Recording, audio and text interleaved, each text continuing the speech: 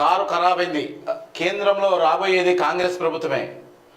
Current కోతలపై KCR విమర్శలు అర్ధరహితం. 7 లక్షల కోట్లు అప్పు చేసి పెట్టిన గనుడు కేసీఆర్. రుణమాఫీ చేసి తీర్థం. హరీష్ రిజర్వేషన్ల రద్దుకు బీజేపీ పార్టీ కుట్రలు. ఇది నిజం కాదని బీజేపీ నేతలు చెప్పడం లేదు. భద్రాద్రి కొత్తగూడెం సభలో సీఎం రేవంత్ రెడ్డి వెల్లడి.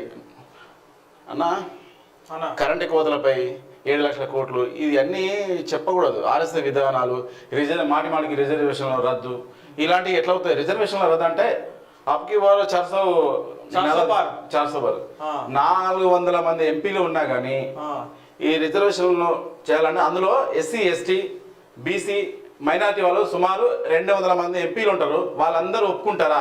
బీజేపీలో ఎలక్ట్ అయిన వాళ్ళు కూడా 200 మంది ఎంపీలు ఒప్పుకుంటే అది అవుతుంది. వాళ్ళు ఒప్పుకుంటారా? దళితులు ఒప్పుకుంటారా? అయినా కానియారు అనుకుంటారా? అది కాదు. మాటి చెప్పడం తప్పు. ఓడొక్కుంటాడే రాజ్యాంగం మారుస్తా అంటే ఓడొక్కుంటాడు. బీజేపీలో 200 మంది మాటి చెప్తే అతని ఇబ్బంది. నామా నాగేశ్వరరావు బక్రా చేయడానికి కేసీఆర్ ఖమ్మం బరిలో నిలిపాడు. నామాకు నేను సూచన చేస్తున్న కేసీఆర్ మాటలు వినకు. ఆ కుటుంబం మాటలకు ఎవరు పోటీ పడరని సీఎం రేవంత్ రెడ్డి మళ్ళీ సీఎం ఏది కేసీఆర్ అని కేటీఆర్ అంటుండు.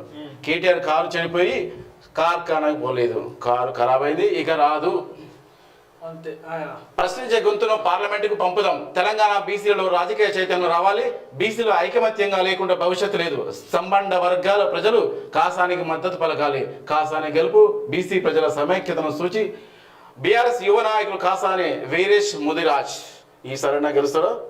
చేవెళ్ల ఎంపీ అభ్యర్థిగా పోటీ చేస్తున్న కాసాని జ్ఞానేశ్వర్ గెలుపు బీసీ ప్రజల సమైక్యత సూచికగా నిలుస్తుందని బీఆర్ఎస్ యువ నాయకులు కాసాని వీరేశం స్పష్టం చేశారు.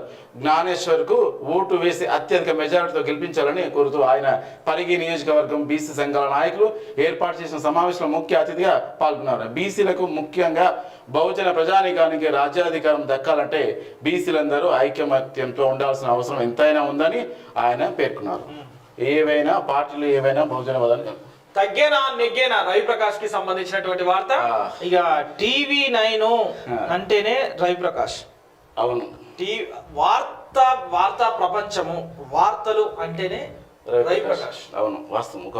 రవిప్రకాష్ ఆయన పేరే. ఎందుకంటే రవిప్రకాష్ వచ్చిన తర్వాతనే వార్తలు అంటే ఏంది, అసలు వార్తలు ఎట్లా చెప్పాలి ఏంది అనేది మాత్రం శాంతి స్వరూప్ గారు DD వల్ల ఎట్లయితే వార్తలు చెప్పినా సేమ్ అట్లనే ఫస్ట్ పేపర్ అనాలిసిస్ చేసేది.